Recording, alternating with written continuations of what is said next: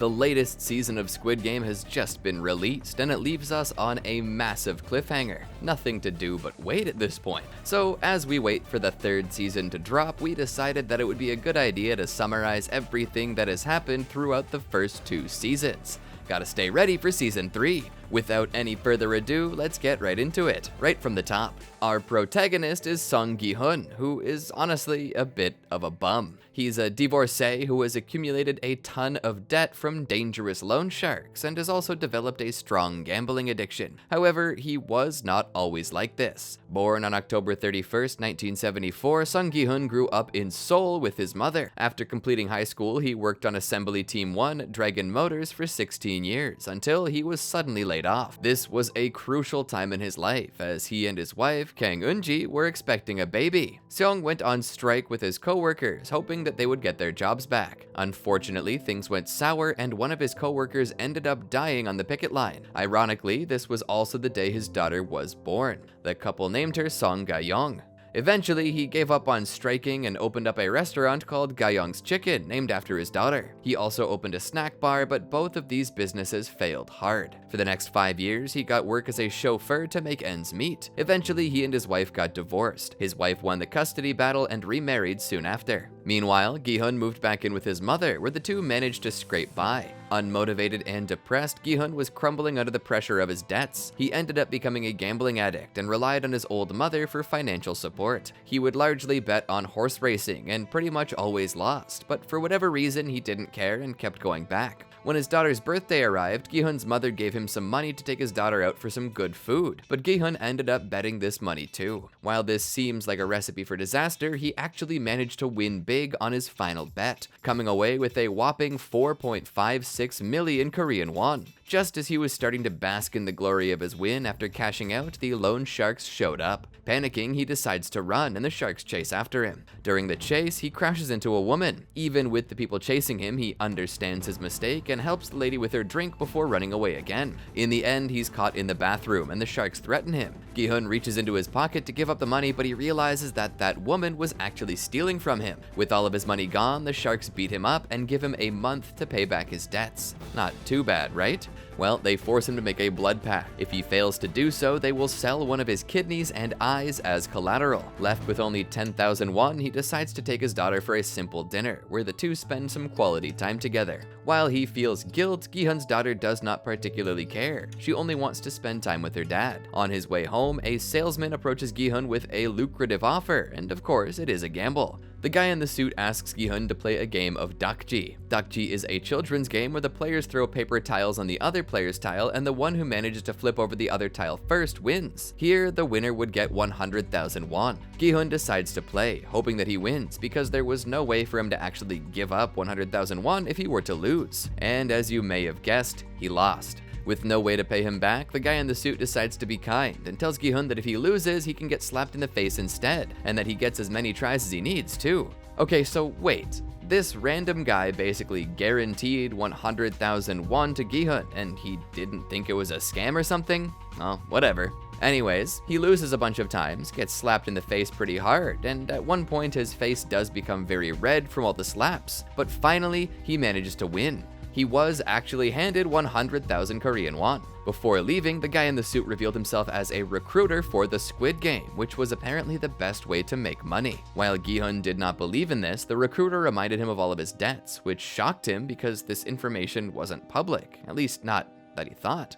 The recruiter did not provide an answer for this, and instead gave Gi-hun a card and a phone number, and asked him to call the number as soon as possible, stating that only a few spots were left. He returns home, not giving the game much thought. Then he learns from his mother that his ex-wife is planning to move to the United States with her husband the next year. This meant that he only had a year to prove his worth and save the relationship between him and his daughter. Growing desperate, Gi-hun calls the number on the card. The person on the other end asks a few questions and tells him to meet at a certain location, with red light, green light being the secret code. There, he's picked up by a masked man and is made to sit with the other contestants in the back of a van, where all of them are then knocked out with gas. The contestants then wake up in a large room filled with bunk beds, with other contestants, all of them wearing that iconic green jumpsuit. The room is also being monitored by dozens of guards using surveillance cameras to look at every single angle, leaving no blind spots. The man leading these people is called the front man, who's wearing a different mask and is in all black.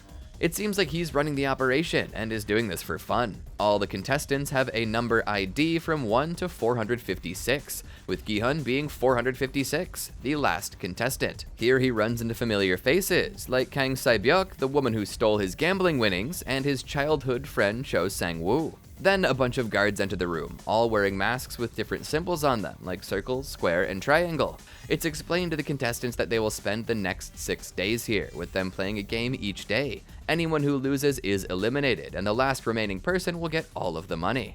The guards also reveal that just like our protagonist, everybody there is in dire need of money, and went through that same humiliating game of being slapped and taking the money, which was actually a test to see just how desperate someone is. The contestants then have to sign a waiver and get their photo taken, which gave the iconic smile moment. Next, the first game finally begins in a different room. There's a big field-like area with a large doll and a finish line. When the players group near the starting line, the rules of the game are explained. The game is red light, green light, where the players can only move when the doll is singing. The players have to reach the end line in 5 minutes. Anyone who moves when they're not supposed to, or anyone who does not reach the finish line in time will be eliminated. Seems like fun to the players, until one of them ends up moving accidentally and is eliminated, causing him to fall to the ground. The other player who checks up on him is shot too, and blood spills on another contestant, who is killed for screaming, which counts as moving. This makes the players realize that eliminated means killed, causing many to panic and run in the hopes of escaping. All of these people are swiftly taken out by the snipers who had been hiding near the ceiling. The doll uses motion sensors to detect movement, which is then relayed to the sharpshooters. After the initial chaos, the game resumes, with the remaining terrified players doing whatever they can to make it to the finish line. Gi-hun is frozen with fear, and a body is right on top of him, making him unable to move. Eventually, Cho Sang-woo, his childhood friend, reaches him and gets him to move, and gives him tips like hiding behind someone bigger to win. While most make it to the finish line, Gi-hun accidentally trips over a corpse and is about to be seen by the doll, but another player, Ali Abdul, sees him and grabs him before he could fall. He holds him still until the doll sings again, and the two manage to make it in the nick of time. Anyone who did not reach the finish line was killed. Everyone is in utter shock, as they could have never guessed that they would get dragged into something so horrible. Then things are made worse, as it's shown that in the first game, 255 out of the 456 contestants died, leaving only 201 alive. The gravity of the situation is too much for most people, with many begging for their lives. The guards then remind them that anyone who does not compete will be eliminated anyway, so this is their best bet. However, Sang-woo is the only person in the room with a degree, and he was smart enough to actually read the waiver, where it was written that the players could hold a vote and decide if they want to abandon the competition or not. This was mentioned in Clause 3. This clause could be activated if the majority of players decide to leave. But before voting could begin, the guards decided to show the prize pool so far. They explained that with each death, 100 million Korean won is added to the pool, with the current prize being 25.5 billion won, and the total amount that a person could win being 45.5 billion. Now, this money is more than enough to change the lives of generations of a family, and all the people here are in severe financial problems. If the game is ended, then the remaining money will be sent to the families of those who died. This causes a rift between contestants, and two factions are formed: the people who want the games to continue and the ones who want to leave. After an extremely close 100 to 101 vote, the game is abandoned and everyone is sent home. The next day, Gi-hun goes to the police to report the game, but it sounds ridiculous and he has zero proof, so his point is dismissed. However, a young detective by the name of Hwang Jun-ho overhears this and decides to investigate the matter secretly, in hopes of finding information on his lost brother Hwang In-ho. He goes to his brother's abandoned apartment and finds a business card with the number on it. We also see the other characters who made it back, and their lives are even worse now. The frontman predicted this and sends them all a card again. And guess what? Our main characters return to the game, with Gi-hun going back because he learned that his mother is seriously ill, and he needs this money to pay off her surgery bills. Now, Detective Jun-ho follows one of these vans, which goes to a shipping port. He gets on the ship, kills one of the guards, disposes of them, and takes their place as a guard to infiltrate the Squid Game. Here, we also get to know that a chip is installed in all of the contestants and that the games are held on an isolated island. Back at the bunk bed room, it's revealed that 187 contestants returned. Alliances then begin to form, with Gi-hun joining his childhood best friend and Ali, the guy who saved him during red light green light. Sae-byeok does not join anybody. On the other hand, Jang Dok-soo creates a group of delinquents and misfits. Later, we see Jun-ho make it into the facility and get himself acclimated, while Sae-byeok uses a knife she snuck in to open a vent and scout around. Through this, she learns about the game for tomorrow, where she sees them melt tons of sugar. The contestants are then given some food to eat before the next game. Sang-woo had been trying to find patterns in the games, hoping to find an advantage, and with the information from Sae-byeok, he realizes that the games they're playing are all popular children's games in Korea, and that the next one is going to be Dalgana. The game is simple. Shapes are made on the sugar candy, and contestants have to cut that shape out perfectly to win. At the stage for the second game, they have to line up behind a symbol, with their options being a circle, a triangle, a star, and an umbrella. Sang-woo knows what the game is, but he does not tell this to any of his friends, which leads Gi-hun to pick the umbrella. The players then have 10 minutes to win, and most people lick the disc to remove some of the layers. Fortunately, Gi-hun manages to take out the umbrella cleanly with only 1 second to spare, allowing him to live another day. One of the guys who loses is not willing to die, and he takes one of the guards hostage. He forces them to remove the mask, revealing a young man, barely an adult, shocking the guy who held him hostage and the others too. Suddenly, the frontman comes into the stage room and shoots the guard who was held hostage because it's a rule to never take off their mask, and then kills the guy who forced the guy to take off the mask too, as he had lost the game. The frontman has made it clear that he's in charge, and that everybody's lives reside in his hands. Back in the room, only 108 players are left, and the prize money has turned into 35 billion won. The game runners have also cut down the rations significantly, leading to an argument between Dok-soo and another contestant. This leads to a fight between the two, and Dok-soo ends up killing the man, much to the shock of everyone there. The guards did nothing to stop this. It becomes clear that the contestants can kill each other to make the games more easy as well, and the prize money is increased by 100 million won. Later, we learn that some of the guards gave a chit with the next game to a random contestant. Later, we see that he's taken into a separate room where the dead contestants' bodies are used to extract organs so the guards can make some extra money. This guy is a doctor, and he uses the info he gets to join Dok-soo's gang so he has protection. On the third night, the frontmaster leaves the contestants in the room with only the strobing lights on, no guards, essentially giving players a pass to kill. As one would expect, it was a massacre with 27 dead. Later, we see that Jun-ho is at the square level now, making him a manager level guard. The next game has them split into groups, which leads them to the game of the day, Tug of War. There are 8 groups of 10, meaning 80 people, and Gi-hun's team is clearly one of the weakest. The Tug of War takes place on an elevated platform, with each team pulling their opponents to their death. Knowing that they're weak, Gi-hun's team decides that they will simply lean back completely to create a bigger stopping force. They planned on holding on like this until the enemy team is exhausted, allowing them to pull them in easily. However, things didn't go as they planned, as the gap between strength of the two teams was too big, and now Gi-hun and the others were staring right into death's eyes. As a last-ditch effort, they decide to make a risky move. Sang-woo suggests that they take 3 steps forward and then stop at an instant, which might cause the other team to lose balance and fall. Fortunately, this works, as the opposing team was unable to handle the sudden jerk, allowing Gi-hun and the others to live another day. Gi-hun also starts playing mind games, as he plants a seed of doubt in Dok-soo's mind, telling him that he's leading a bunch of criminals who might not have any loyalty to him, and they might just be looking for the right moment to get rid of him. Gi-hun also talks to the old player 1, who has a brain tumor, and our protagonist helps him. Meanwhile, Jun-ho's identity is close to being revealed, as he does not have enough info to make sure his cover remains intact, but he still manages to get into the organ trafficking ring. There, the doctor is informed that they do not have any info on the next game, which sends him into a fury, and he kills one of the guards and runs away. He ends up at a playground-like stage, where he's held at gunpoint. Before anything could happen though, Frontman comes in and kills the both of them. Before killing the guard, he tells him that he does not care if they traffic organs or anything else for extra money. The guard made the mistake of providing the contestant with information. According to the frontman, the whole point of the game is that it's fair to everyone who'd been handed bad luck in life through society, and this breaks the essence of the game. With Jun-ho being a part of the trafficking ring too, although undercover, the frontman sends the guards to search for him and kill him, However, he has managed to sneak into the frontman's quarters, where all the files are kept. There, he finds folders labeled by year, which contain details of games held that year, dating all the way back to 1988, when the first Squid Game was held. He searches through all the files and finds out that his brother was the winner of the 2015 Squid Games, finally giving him a lead. This also means that this current one is the 33rd Squid Game. The next day, all the players have to participate in a game of marbles. The players have to use their set of 10 marbles, choose a partner, and then play a game of their choice. The person who managed to get all 20 marbles wins. This was obviously revealed before the team-up, making things worse. This time though, the players who lost were taken to a different room to be eliminated. Gi-hun ends up playing with player 1 and is losing. However, it seems like player 1 is drifting away as his brain tumor is getting worse. However, Gi-hun cannot make the call to cheat to get all the marbles. Much to our surprise, player 1 simply hands Gi-hun the marbles, stating that he's glad that our protagonist took care of him even in such a hellish place. Song-woo was playing against Ali and he manipulates the poor guy into giving up his marbles, while Sae-byeok wins out of luck and Dokso wins too.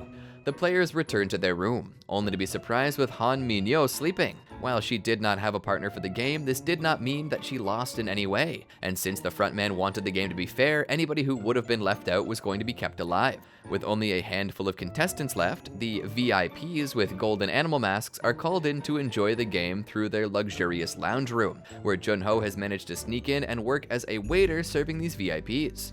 Meanwhile, the frontman has learned of Jun-ho's identity as he dropped his police ID by accident. Game number 5 is glass stepping stones, and the last 16 contestants have to hop on the right glass till the finish line to survive. One wrong move and the contestant falls to their death. To make things worse, they only have 16 minutes to cross. On the other hand, Jun-ho is in trouble as one of the VIPs is attracted to him. They go into a private room, and Jun-ho gets information from this person by threatening them with a gun before knocking the VIP out and escaping from the facility. Meanwhile, the game continues and people are taking too long, meaning everyone would die. Things become easier when Han Min-yo takes out Doksu with herself, while Song-woo takes care of another guy, and with seconds left on the timer, Gi-hun, Song-woo, and Sae-byeok make it to safety. However, after the game ends, all the shards explode, and one of them ends up impaling Sae-byeok in the stomach. Her injuries are pretty bad, and she does some first aid in the bathroom to keep herself alive.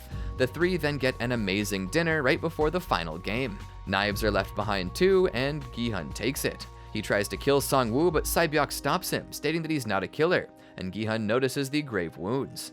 As he bangs the door asking for a doctor, the guards come in, but with a casket instead. Gi-hun turns around to find out that his best friend had killed Sae-byeok, the person who had actually saved his life. On the island the next day, the frontman himself is chasing Jun-ho, and eventually the detective is at a dead end, with only the sea in front of him. Here, the frontman reveals his true identity as his missing brother. His brother was a police officer too, who ended up joining the Squid Game instead. He then asks his brother Jun-ho to join him in running the games, but when he declines, Jun-ho is shot in the shoulder and he falls into the sea to his death. The next day, the final game is the Squid Game. This is what the guards' masks are based off of. The players can choose either offense or defense, and surprisingly, Gi-hun chooses offense. The game ends up being a battle to the death, and eventually Gi-hun ends up gaining the upper hand. However, he cannot bring himself to kill his childhood friend, and pleads with him to reenact Clause 3 so the two of them could go home. However, Song-woo declines and kills himself instead, making player number 456, Sung Gi-hun, the winner. Before being dropped off at home, Gi-hun gets a chance to talk to the frontman and asks him why they run the Squid Game. The frontman replies that it's for fun. The elite see these humans as the same as horse racing, and they like to bet. The whole thing doesn't sit well with Gi-hun, and he goes home to find his mother dead, all alone. This was actually foreshadowed in the episode Hell, where he swears on his mother that he will not ask Sae-byeok for his money back, and now she's dead.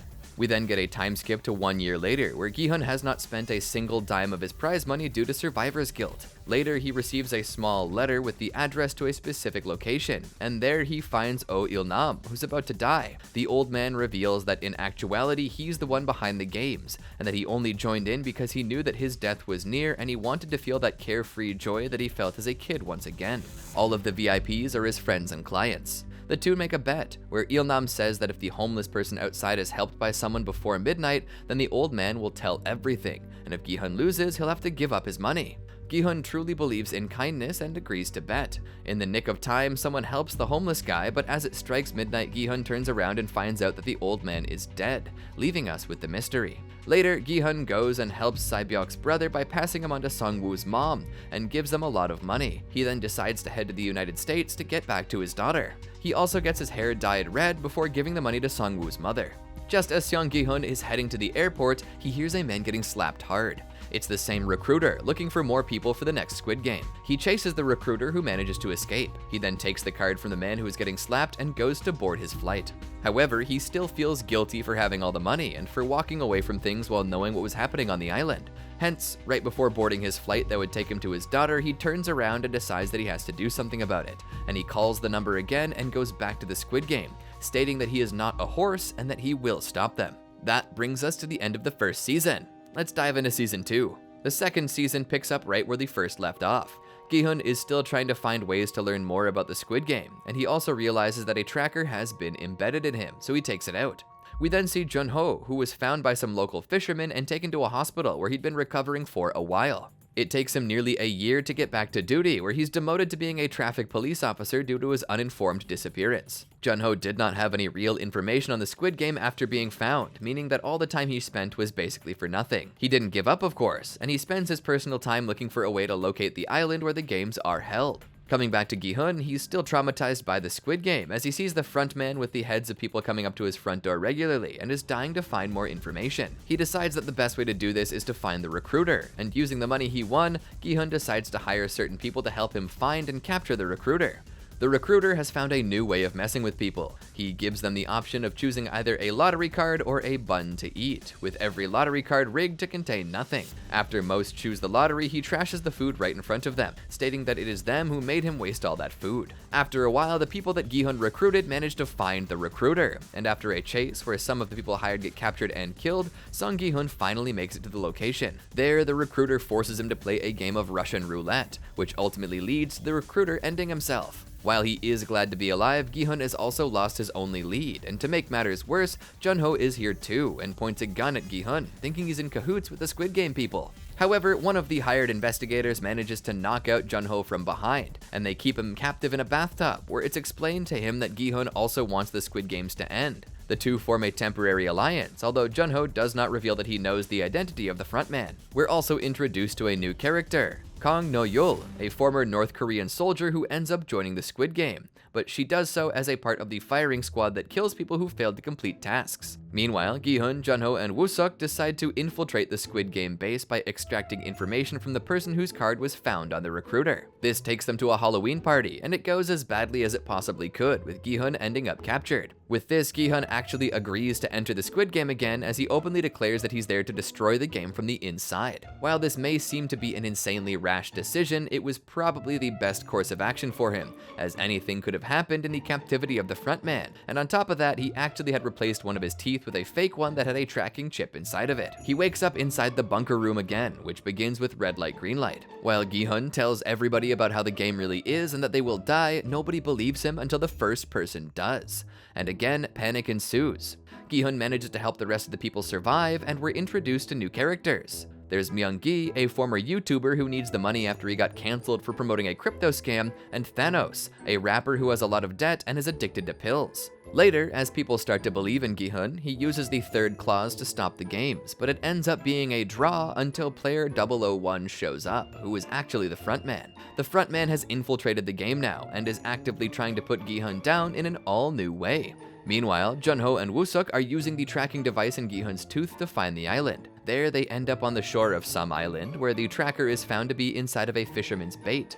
This was obviously at the same time when the games were being held, and Gi-hun checked his tooth once too, as no help had arrived by the time of the first game, and he realizes that the game trackers had actually checked his whole body, removing the tracker, but keeping the fake tooth intact. Later, he tells everyone that the next game is Dalgona, but it ends up being a different one called Six-Legged Pentathlon, and people instantly lose trust in Gi-hun as the others felt like he was playing mind games. Gi-hun and the main characters manage to survive. The next game is Mingle, where the players step onto a platform in the arena and the platform spins. After the platform stops, a number will be called out and people have to make groups of that number and get inside the rooms made on the arena. The rooms will close in 30 seconds, and anyone who fails to get to one on time, or if they have the wrong number of people in their room, will be killed. During this time, people also open up to each other, creating a strong emotional turmoil. Another vote was held after the six-legged pentathlon, which failed due to some people wanting the game to continue after Gi-hun failed to provide the right info, creating more rifts and increasing the tension. This leads to a fight breaking out in the bathroom after some confrontation, which turns into a bloodbath that was about to happen in the room anyway, but the guards forced everyone to sleep after 5 people were killed. Meanwhile, Jun-ho is on the ship with a small crew that Gi-hun paid for, and their captain, Park, turns out to be a mole who is messing with their drone.